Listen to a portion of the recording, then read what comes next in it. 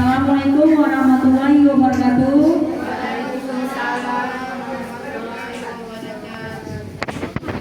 Pertama-tama mari kita puji kita kepada Allah Subhanahu wa taala yang mana pada tengah hari menjelang sore ini kita masih diberikan kesehatan, keselamatan, keberkahan hingga kita bisa berkumpul di ruangan kantor guru kita yang sama-sama kita cintai dalam acara pengimbasan pembelajaran mendalam. Sebelum kita berselawatan dulu, para hadirin Bapak Ibu guru berdiri dulu semuanya biar kita berselawatan bersama-sama yang dipimpin oleh Bapak Yuliadi. Salam, semoga acara kita mendapatkan berkah dari Allah dan dari kita Nabi Muhammad sallallahu alaihi wasallam. Sallallahu ala Muhammad sallallahu alaihi wasallam. Assalamualaikum warahmatullahi wabarakatuh.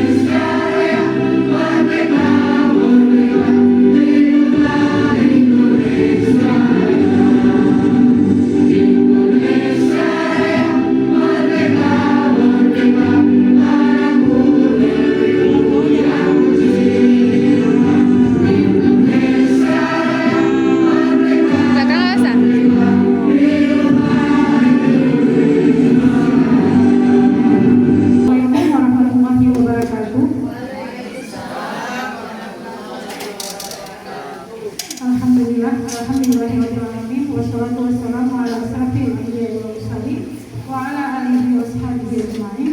Rabbi shrah li sadri wa yassir li amri wahlul 'uqdatam min lisani yafqahu qawli. Amma ba'd.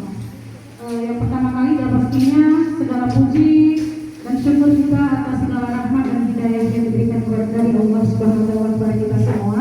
Kemudian salawat dan salam ke pangkuan junjungan Nabi Muhammad sallallahu alaihi wasallam. Kegiatan ini kita laksanakan selama 3 kali kegiatan. Terima kasih kepada kawan-kawan mewakili IPA Nur Hasanah melalui IPS Rahmat Sarjani dan mewakili humaniora Rusnika. Kegiatan ini sudah dilakukan berapa ya? 2 minggu lalu, ya kan? Setelah melalui perjuangan keras dari pagi sampai sore. Mudah-mudahan apa yang akan diberikan dari apa-apa yang sudah mereka terima dalam pelatihan mereka kemarin itu dapat benar-benar dilaksanakan di dalam kelas kita masing-masing.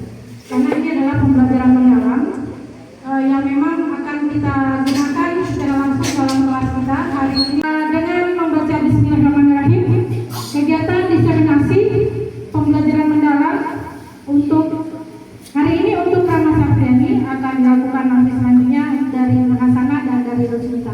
Akan ada 2 kali kegiatan serupa yang akan dilakukan di sekolah kita.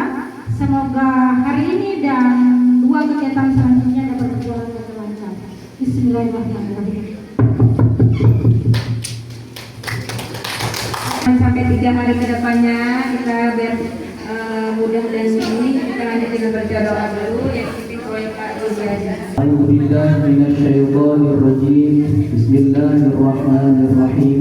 الحمد لله رب العالمين حمدا يوافي نعمه ويكافئ مزيده يا ربنا لك الحمد كما ينبغي لجلال وجهك الكريم وعظيم سلطانك اللهم صل على سيدنا محمد وعلى آل سيدنا محمد وارحمهما كما ربيانا صغيرا اللهم إنا نسألك سلامة في الدين والدنيا والآخرة والعافية في جسدنا وزيادة في علمنا وبركة في رزقنا وتوبة قبل الموت ورحمة عند الموت ومغفرة بعد الموت اللهم هون علينا في سكرة الموت والنجاة من النار والعفو عند الحساب اللهم اجعلنا من التوابين واجعلنا من المتطهرين واجعلنا من عبادك الشاكرين واجعلنا من عبادك الصابرين واجعلنا من عبادك المخلصين واجعلنا من عبادك الصالحين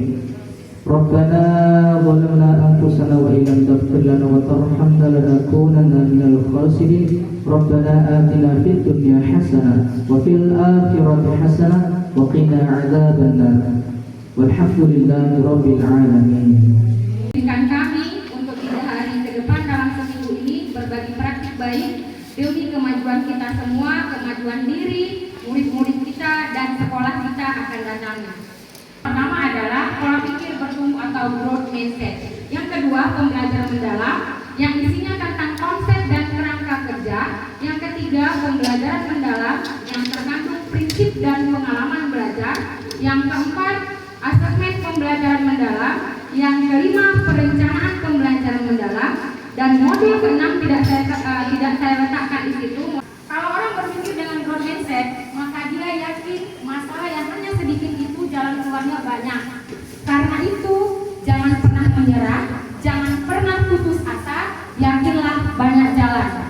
Diiringi dengan pepatah Arab mengatakan menjaga wajada. Siapa yang bersungguh-sungguh pasti dia akan mendapat. Jadi intinya hari ini kita jangan pernah menyerah untuk menghadapi anak-anak murid kita sekitar 589 jumlahnya dengan berbagai macam karakter yang unik-unik. Nah, satu sesi kita buka bagi pendapat. Mengapa pola pikir itu disebut segalanya? Boleh silakan. Saya mencoba menjabarkan sedikit. Pola pikir ini bisa juga dari awal kita mindset. Nah, jadi apa yang muncul di pikiran kita itu yang tertanam. Sekian dari saya. Terima kasih kakak. Pola pikir, mengapa pola pikir itu lebih penting daripada keterampilan? Sama seperti yang kita katakan tadi, pola pikir itu adalah mendasar, bagian dasar. Tanpa kita sadari, pola pikir kita dapat mengubah hidup kita menjadi lebih maju. Pola pikir itu dijadikan awalan, landasan seseorang untuk melanjutkan apapun tujuannya. Nah, sekarang kita diskusi lagi. Bu Agus. Memang kita diciptakan berbeda, yang pertama, yang kedua tujuan kita pun berbeda. Makanya apa yang kita pikirkan yang timbul di pikiran kita juga berbeda-beda. Karena itu. Terima kasih menurut Bu Agus. Karena kita diciptakan berbeda-beda. Begitu anak murid ya Bu Agus punya keunikan sendiri, punya karakteristik sendiri, tujuannya berbeda sama kayak seperti dibilang Bu Ramayati bahwasanya anak murid itu unik, membawa background dia sendiri. Apapun tujuan dia itu yang diinginkan dia. Manusia berbeda-beda sesuai dengan tujuan hidupnya. Terima kasih. Menurut saya, harapan kita masing-masing juga berbeda. Yang ada di pola pikir kita sesuai dengan tujuan kita masing-masing. Misalnya, kita siswa kita, aku pengen ke sekolah hari ini karena lagi ada media. Aku pengen anak media, udah dia ke sekolah, memang tujuannya untuk makan. Karena anak kita ada pagi dia nggak masuk, pas ada MBG dia masuk. Ada yang lain kata tak masuk ke dalam kelas. Jadi makanya pola pikirnya berbeda-beda karena memang kebutuhan dan tujuan yang berbeda. Oke, tepuk tangan yang gemuruh untuk Ibu Amalia. Satu lagi oleh Ibu Maria. Ya, terima kasih Bu Rahmat.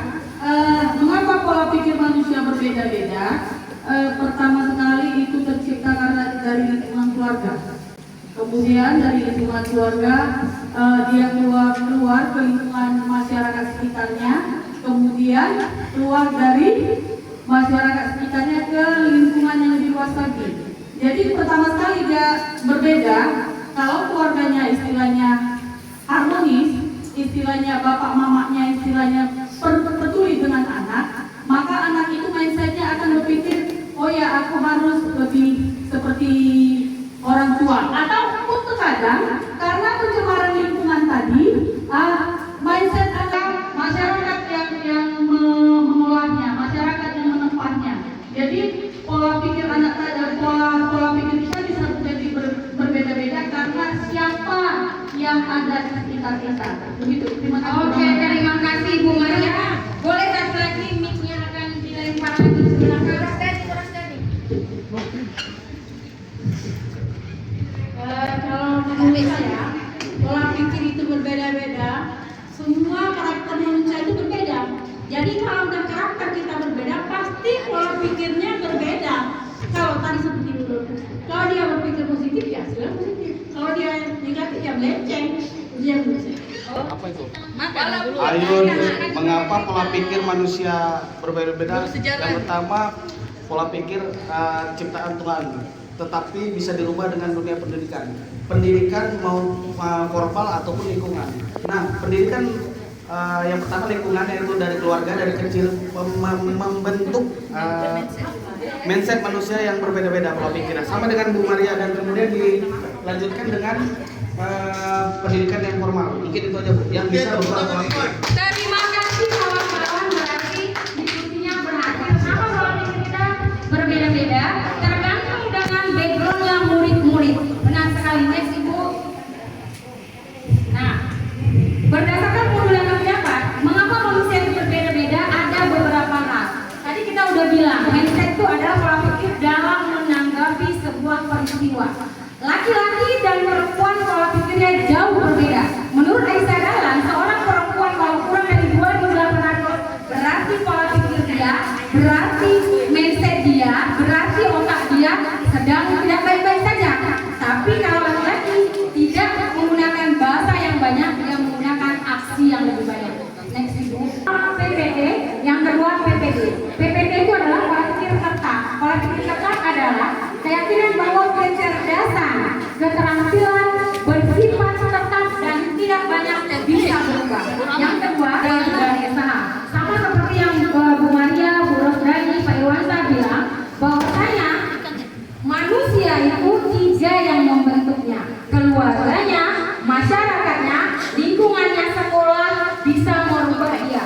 Tapi kalau dia mau berkembang pikirannya, kalau dia tetap, yaudahlah, nah orang miskin gak bisa sekolah tinggi, padahal ada pengetahuan dan pengalamannya. Next Ibu. Nah, pola pikir tetap versus pola pikir bertumbuh. Kita seorang pendidik seringkali belajar dan tahu bahwasanya pola pikir bertumbuh itu adalah suatu suara kekhawatiran. Kekhawatiran juga. Gambarnya, suaranya udah cocok kali. Suara ada pokok. Dari bayi dari makanya. Makanya kayak soalnya matanya udah mulai biasa lah.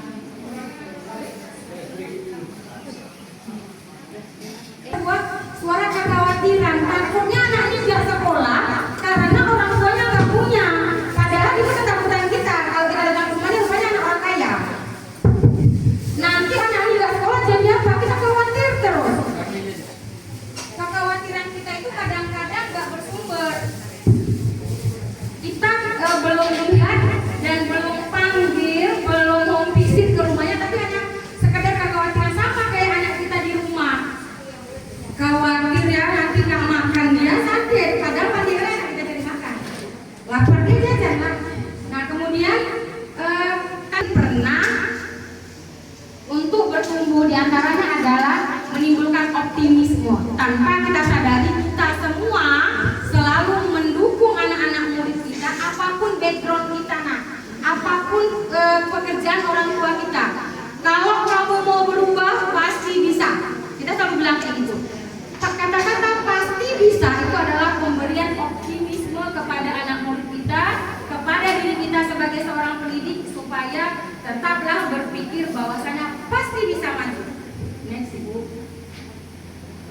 Ada yang sering kita lakukan keseharian kita, yakni adalah suara PPT itu contohnya kalau saya gagal berarti saya tak mampu. Tadi waktu pergi itu kan jumpa contohnya di sininya udah punya istri loh dia Bu Eti, tapi sarjana Bu Eti, saya bilang contohnya seperti itu. Enggak kerja nak untuk istrimu, enggak Bu, udah 2 kali ikut CPNS enggak lulus, udah aja lah Bu. Berarti kan pikirnya masih tetap 2 kali kok nyobanya ngapain lagi, padahal masih bisa kok, umurnya belum 35, berarti dia belum berpikir tumbuh. Kemudian ada lagi contoh, saya akan menolak saat menerima tugas yang belum pernah saya lakukan sebab resikonya akan gagal. Orang belum dicoba kok udah nolak. Kadang-kadang kita nggak percaya diri. Ketidakpercayaan diri kita untuk melakukan tugas itu adalah suara PPT. Kita suka kali buat diri kita itu, alah nggak bisa ini, nanti anakku nggak bisa tinggal, seperti itu. Terus yang ketiga, kesalahan menunjukkan kelemahan saya sehingga harus dihindari demi menjaga nama baik. Kesalahan adalah kelemahan saya sehingga harus dihindari demi menjaga nama baik. Kadang-kadang kesalahan itu bisa menunjukkan, oh iya itu adalah batu loncatan supaya kita lebih maju ke depannya. Berikutnya, saya hanya bagus dalam bidang tertentu saja dan tidak untuk bidang lainnya.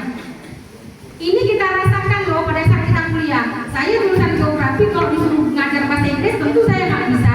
Saya guru geografi, saya disuruh ngajar kimia tentu saya nggak bisa. Karena pada saat saya kuliah cuma belajar geografi, nggak belajar hitung-hitungan, nggak belajar matematika seperti anak-anak sekolah sekarang. Tapi kalau anak-anak sekarang kita jajarin dia dengan 13 mata pelajaran, dia harus bisa, dia harus mampu. Hanya kata-kata optimis lah yang kita kasihkan sama dia. Jangan pernah menyerah, gitu seperti itu. Lanjutnya, kecerdasan dan kemampuan adalah segalanya dan akan menjadi faktor yang menentukan sukses atau tidaknya. Padahal masih ada satu lagi bidang yang berperan aktif dalam diri kita. Kita sudah berusaha, tapi kalau kata Allah enggak, itu pandai guru agama, enggak awak. Terus itu tadi pola pikir tetap. Sekarang kita kaji pola pikir bertumbuh. Ada contohnya yang pertama. Kalau tadi saya gagal, udah lah berarti saya nggak mampu. Tapi kalau kita punya mindset pola pikir bertumbuh, saya selalu bilang pada diri saya dan anak murid saya, kalau kita gagal hari ini, berarti kita harus belajar coba lagi. Anda belum beruntung hari ini, coba sekali lagi untuk diri saya lebih maju dan lebih berkembang. Yang ketiga, kalau kita berpikir, alah saya udah lemah, bentar lagi pensiun ini Bu Eti contohnya nih, bentar lagi pensiun, kalau kakak mau salah lagi, kakak bentar lagi pensiun. Nggak boleh Bu Eti ya Bu Eti, nggak boleh. Yang boleh dalam pikiran Bu Eti adalah kesalahan merupakan sebuah proses besar. Bu Eti kan luar lahir, sama suruh Bu Eti luar lahir, ya luar lahir pensiun. Allah kasih. Oh iya Allah kasih. Nah seperti itu berarti Bu Eti harus semangat ya kan?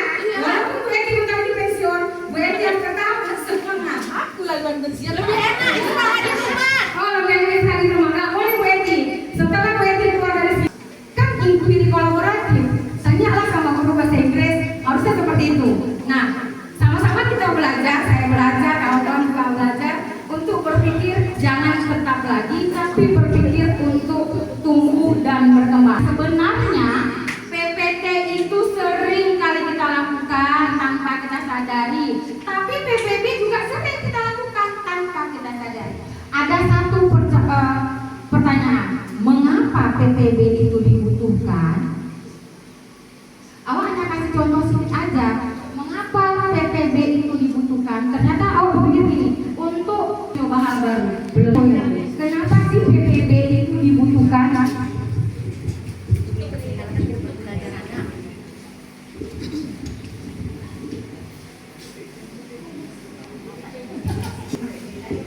Mengapa PPB dibutuhkan? Mengapa?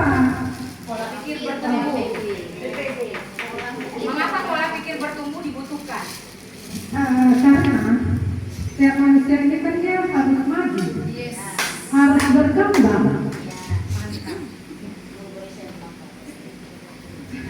Jadi berkembangnya sampai intinya adalah setiap orang itu harus memikirkan apa tujuan hidup dia. Jadi untuk dia bisa mendapatkan hasil yang lebih baik lagi. Mantap kan, guru bahasa Indonesia beda ya kan? Sekali-sekali. Terima kasih Bu. Next Kak. Jadi intinya mengapa PBB itu dibutuhkan? Kita mau maju pasti berpikir secara berkembang, jangan pernah tetap. Nah, modul yang kedua yang nanti saya bawakan, kita sering kali dengar-dengar hari ini kita menggunakan RPP Deep Learning, pembelajaran mendalam. Tapi tanpa kita sadari sebelum ada RPP itu, karena pembelajaran mendalam bukan sebuah kurikulum baru, tapi hanya pendekatan saja untuk mempermudah kita sebagai guru mengaplikasikan ke anak murid kita. Jadi kenapa perlu pembelajaran mendalam? Bu Desi mau? Mengapa perlu pembelajaran mendalam? Baiklah, terima kasih Bu Ahmad. Saya cuma berpikir tadi dari mindset kenapa perlu pembelajaran mendalam. Sebetulnya ini cuma pendekatan saja. Kita mungkin ingin mengubah mindset anak. Pertama kan pembelajaran itu kan dia ada ya kan?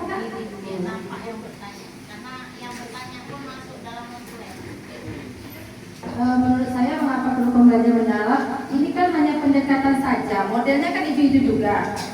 Masalah tergantung kita pembelajaran mendalam ini kan intinya kita harus ada mindful, mengubah mindset dia, meaningful, bermakna dan joyful. Mungkin supaya dia juga mempunyai senang dalam menerima pembelajaran. Jadi saya rasa ini hanya pendekatan, cuma cara teknik kita aja, istilahnya aja pembelajaran mendalam. Padahal selama ini sudah kita lakukan juga. Saya intinya cuma ingin bagaimana cara kita, teknik kita membuat anak-anak itu senang dan bermakna. Karena selama ini yang kita jalankan tidak ada anak-anak itu tidak menerima maknanya dan dia senang jika itu mungkin ice breaking yang itu aja. Enggak Bu, ice breaking. Jadi saya rasa ini mengapa perlu? Mungkin kalau tekniknya benar perlu, tapi kalau tekniknya nggak benar, ya hanya pendekatan-pendekatan seperti lainnya aja, beda makna aja. Saya rasa demikian. Terima kasih. Terima kasih. Berbagi pendapat, mengapa perlu pembelajaran mendalam? Bu, singkat aja Bu, singkat aja. Singkat aja. Mengapa perlu pembelajaran mendalam? Untuk menjawab tantangan pembelajaran di masa depan. Iya, betul. Untuk menjawab tantangan Di pembelajaran di masa yang akan datang. Oke, terima kasih Pak. Benar, ternyata. Oke, Wita. Memberikan secara langsung untuk aktif kepada siswa, memberikan secara langsung agar siswa itu aktif. Iya. Aktif, senang, mendalam, seperti itu ya Bu. Untuk pembelajaran ke depannya nanti sama seperti Pak Irwansyah bilang, menjawab tantangan pendidikan di masa yang akan datang. Oke, next Ibu. Para pendidik untuk menambah karakteristik praktik kita di dalam kelas. Apa praktiknya? Murid juga jadi objeknya.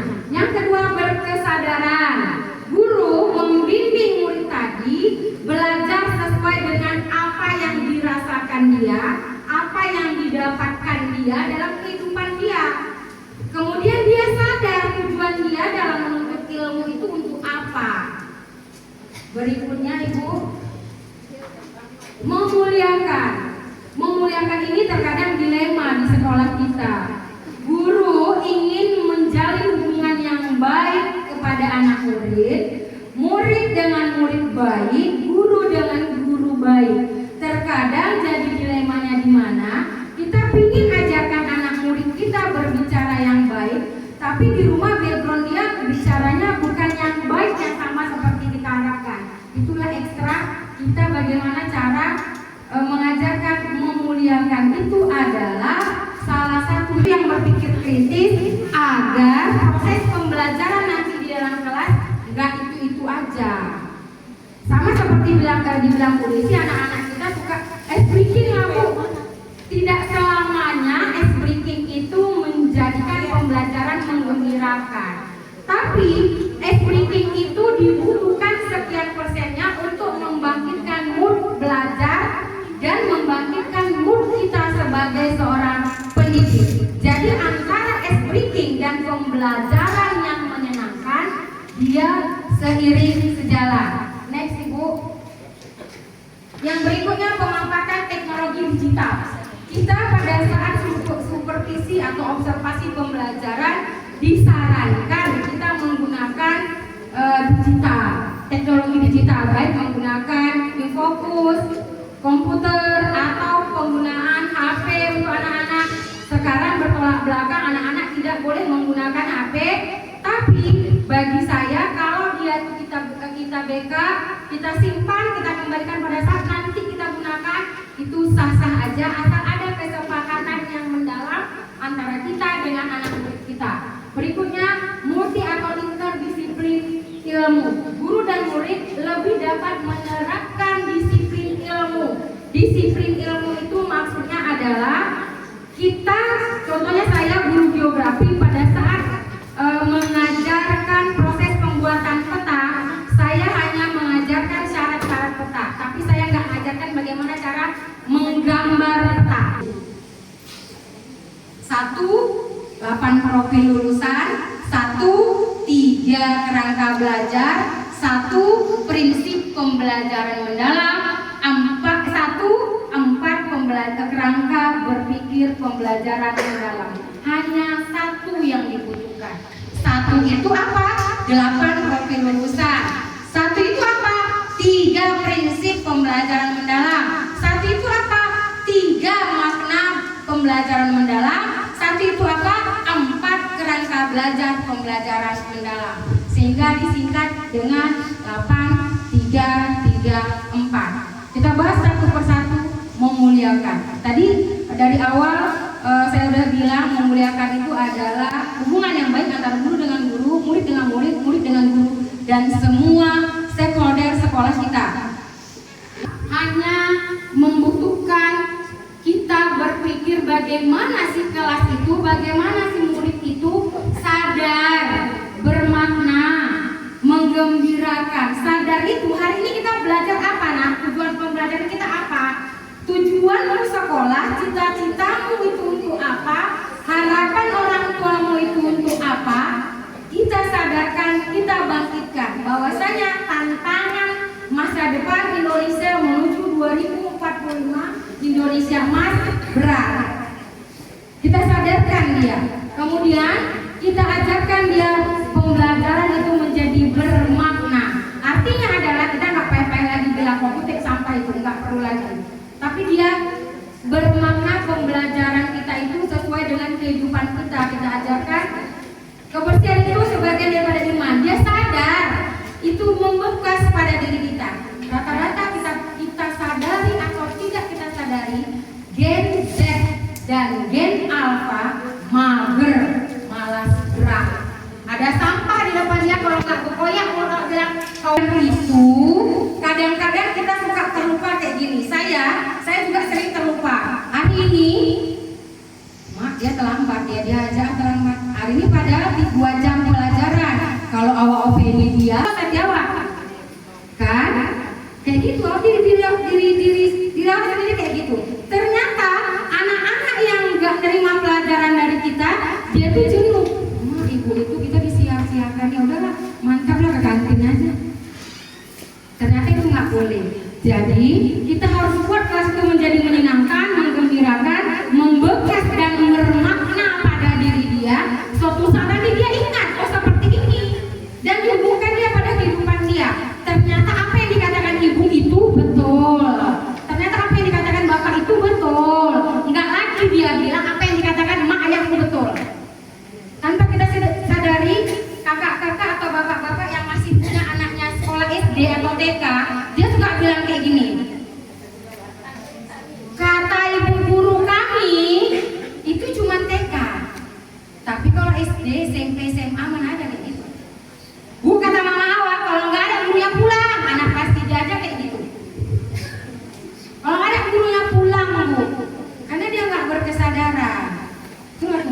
kata pemerintah, kita harus rame-rame. Pola pikir PPB, pola pikir dia harus berkembang, jangan tunggu. Nah hari ini bapakku toke sawit, kalau bisa kau jangan jadi toke sawit lagi.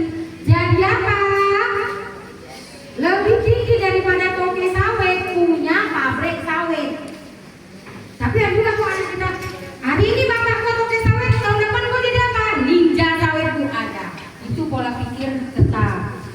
Nah yang kedua, kita harus olah hati. Kadang-kadang kita bilang tadi, hari ini mah dia aja terlambat, agak-agak marah lah sedikit. Padahal kita nggak tahu dia belum sarapan. Kadang-kadang juga seperti itu, dia belum sarapan, tapi karena biar paten sedikit ngajar, marah dulu lah. Itu kan naluri kita.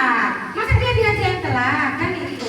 Tapi kita nggak olah hati dia, kita nggak tahu, kita nggak mau tahu dia sarapan nggak, dia kasih uang jajan nggak, kayak gitu. Terus yang ketiga, olah rasa.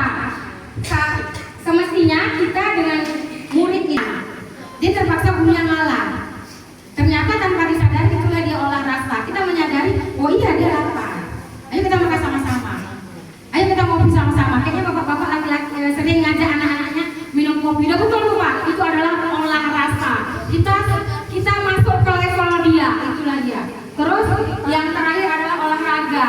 Olahraga itu sama seperti yang saya bilang tadi, anak-anak Gen Z dan Gen Alpha mager, malas gerak. Udah kita buat dari Rabu hari Sabtu olahraga yang sehat dengan anak Indonesia hebat.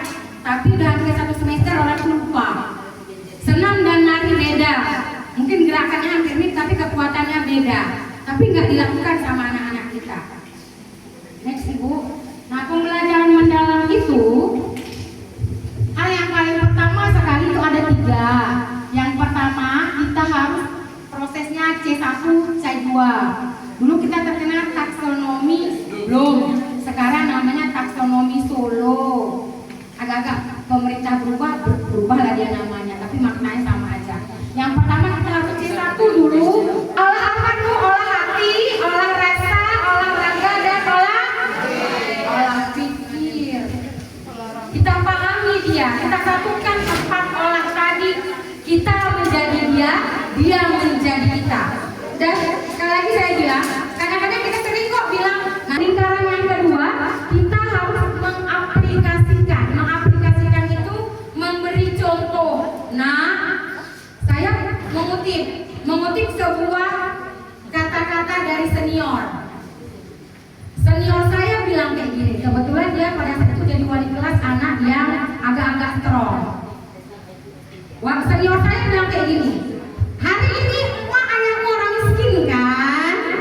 Apakah kau rasa enak jadi orang miskin? Enggak Bu. Jadi apa yang harus kau lakukan? Kau putus rantai kemiskinan itu. Kayak mana caranya? Belajarlah kau sungguh-sungguh. Jadi saya kutiplah kata senior itu. Ternyata kalau kita pakai olah pikir, olah hati, olah rasa, dan olahraga, anak mau bereksperimen sendiri. Gak usah kita capek-capek bilang, tahu kali pun kau bodoh, kali pun kau kayak anak. Enggak. Kalau kita bilang, hari ini kau orang miskin kan? Maknya kau orang miskin kan? Enak kau rasa? Betul. Enak kau rasa? Enggak enak. Jadi kayak mana kau cara putus rantai kemiskinan? Belajar. Untuk apa? Modal kau ke depan. Jadi jangan kau kasih lagi anak kau miskin. Terima kasih senior. Berikutnya, dalam pembelajaran bermakna itu kita dibutuhkan 4 hal. Yang pertama adalah praktis pedagogis. Di level C1, C2 kita memahami bagaimana cara mempraktekkan supaya kita paham dengan 4 olah tadi kondisi dan keadaan anak murid kita. Bagaimana cara kita mengajarnya supaya itu bermakna. Kita menggunakan lingkungan pembelajaran. Yuk kita pindah yuk di bawah. Terus yang terakhir yang terakhir kemitraan pembelajaran. Tapi kemitraan pembelajaran itu bukan hanya sama rekan sejawat kita, sama badan atau lembaga di luar sekolah juga boleh. Sekolah kita sering kok melakukan itu, kadang sama BNN, kadang sama pemadam kebakaran dan lain sebagainya. Next Ibu. Nah, jadi sama seperti yang saya bilang tadi, Bapak Ibu guru gak usah capek mikirkannya, gak usah dihafal. Yang penting satu semuanya. Apa itu satu? 8 profil lulusan. Satu apa?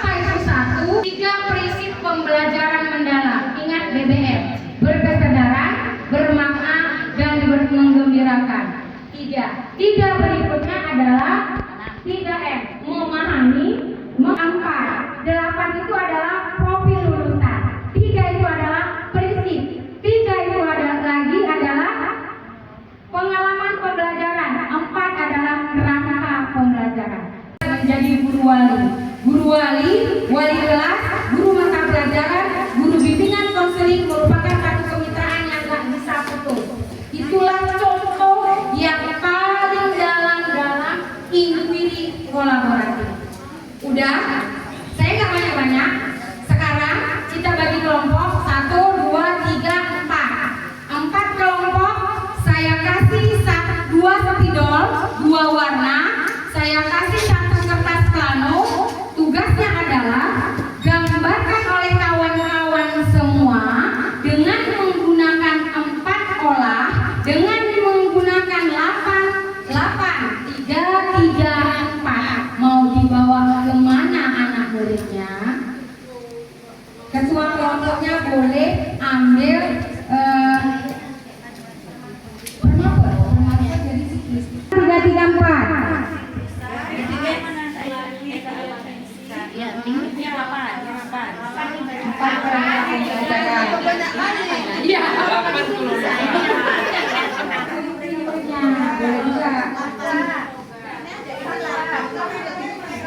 Gambarnya nampak ya? Yang penting kita kepingin anak murid kita menyadari, memahami, bermakna, berkesadaran dengan 8 kepengurusan, 3 prinsip pembelajaran, 3 pengalaman pembelajaran, dan 4 kerangka pembelajaran. Dengan menggunakan 4 olah. Olahraga, olah hati, olah pengalaman pembelajaran. Gimana? Kita pengalaman pembelajaran.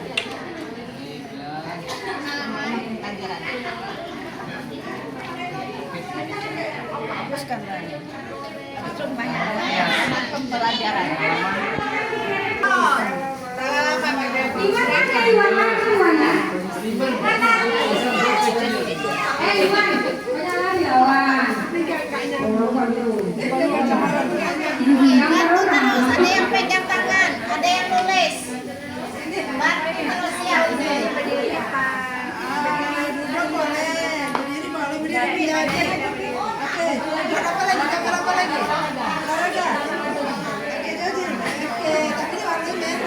Ada masalah.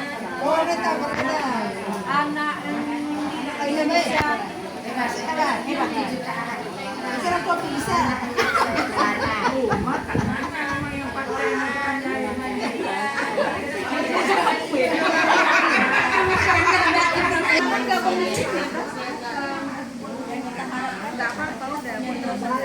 Siapa Dirga? Gembira. Ada orang itu ya. Orang itu bukan apa? Dah, saya tadi tangga kita sebelah. Bagus kan? Baik, yang buat.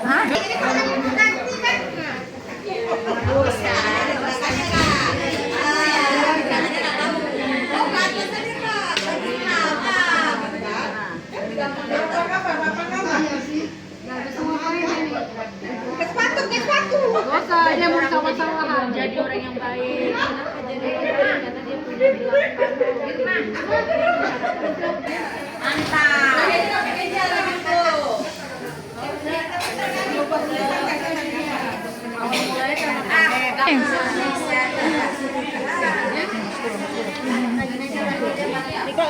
yang mana lagi? Prosesnya nih. Kenapa?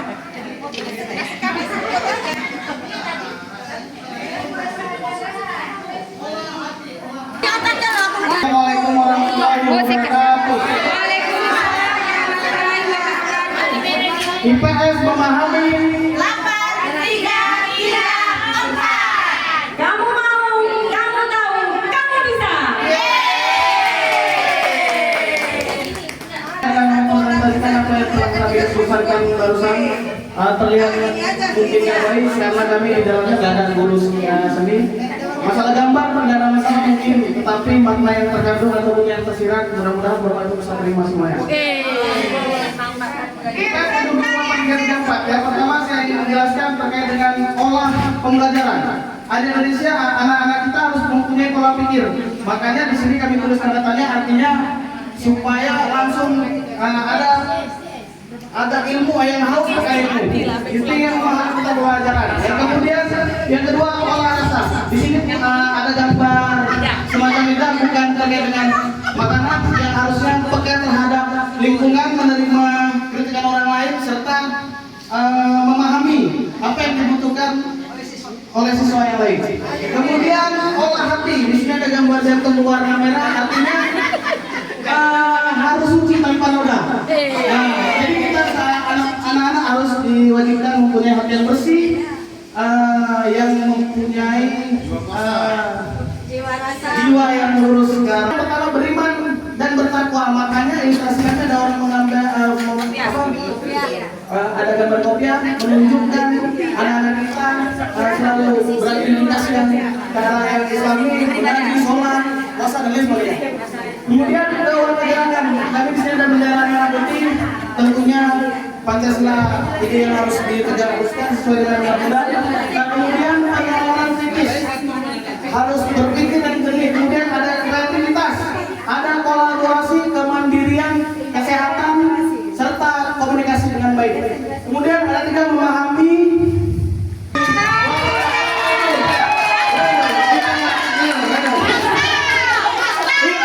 Sebelum menjelaskan dan yang belajarnya dia memberikan semangat bagi teman. Ya, kita mulai 1, 2, 3. Pembelajaran mendalam. Rangkaian pembelajaran ada 4. Pengalaman belajar ada 3. Prinsip pembelajaran disingkat BPM. Dimensi kelulusan ada 8. Pembelajaran mendalam. Yes, yes, yes. Dari kelompok IPA akan menjelaskan tentang 8 profil, 3 M dan 4 langkah pembelajaran. Nah, dari gambar yang pertama, dari gambar yang di bawah, sesuai dengan 8M, maksudnya 8 profil, yaitu beriman.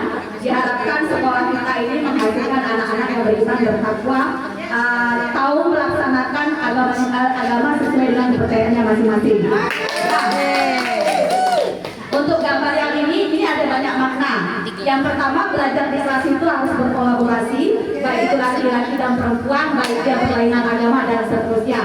Kemudian jangan lupa bernalar kritis, artinya adalah mereka harus penuh dengan segala pertanyaan, kritis dengan semua yang diajarkan oleh guru-gurunya dan juga teman-temannya, dengan menggunakan 4 rangka pembelajaran. Jangan lupa pemanfaatan digital mereka pelajari. Kemudian kesehatan. Nah, di sekolah kita sudah dilakukan yang namanya anak Indonesia Hebat dengan senam setiap Rabu dan Sabtu. Diharapkan anak-anak itu dengan menjadi sehat, dengan pikirannya pun tetap sehat.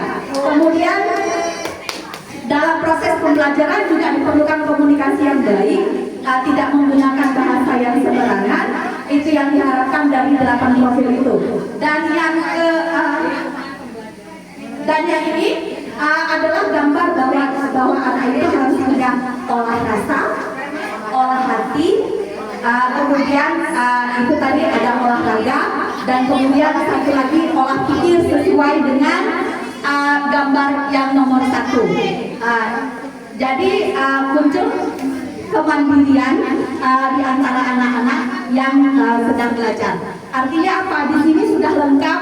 Mereka ada 8 profil, ada 3M dan juga 4 kerangka pembelajaran. Sekian. Assalamualaikum. Oke, assalamualaikum warahmatullahi wabarakatuh. Kami dari kelompok Humaniora akan menjelaskan tentang gambar kami ini. Oke, ya kami nggak panjang, singkat aja.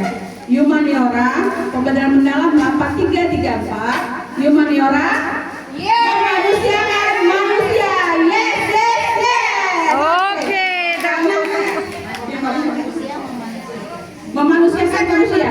Maksud kami gini, karena dalam pembelajaran humaniora ini kita kan gimana ya, menekankan lebih kepada sifat dan akhlaknya. bukan pada dasar hanya pengetahuannya aja. Jadi di sini pertama, ini gambarnya ada seorang siswi kita. Pertamanya dia tidak berjilbab, yang gambar hitam ini ya. Kemudian dia kan pakai celana, suka pakai hot pants kemana-mana gitu. Jadi setelah melalui proses pembelajaran mendalam, melalui 8 dimensi profil, kan, melalui kerangka pendalaman itu semua, setelah kita bina, dia berubah memakai jilbab, jilbabnya warna merah, bajunya juga lebih panjang, jadi memakai rok. Jadi itu Pak Citra ya, udah kena pendek Pak Citra ya. Mana dia tadi? Udah lari. Jadi di sini semua dimensi sudah ada. Kemudian kerangka pembelajaran mendalam juga udah, prinsipnya sudah, pengalaman juga sudah. Melalui proses inilah kita membina anak menjadi lebih baik. Tidak hanya dari segi pemikiran, tapi juga dari segi akhlaknya. Kenapa? Karena Immanuel itu gabungan antara bahasa, PK, dan juga PAI. Jadi disinilah kami lebih menekankan kepada pembentukan akhlaknya untuk memperbaiki, memperbaiki siswa itu sendiri. Istilahnya kalau kita bilang anak itu prestasinya bukan hanya di bidang pengetahuan. Assalamualaikum warahmatullahi wabarakatuh. Waalaikumsalam warahmatullahi wabarakatuh. Terima kasih kawan-kawan. Saya yakin dan saya percaya kita akan meninggalkan pola pikir tetap dan kita akan merajut ke pola pikir bertumbuh dan berkembang. Semangat untuk kita semua, kita kukuh, kita bersama.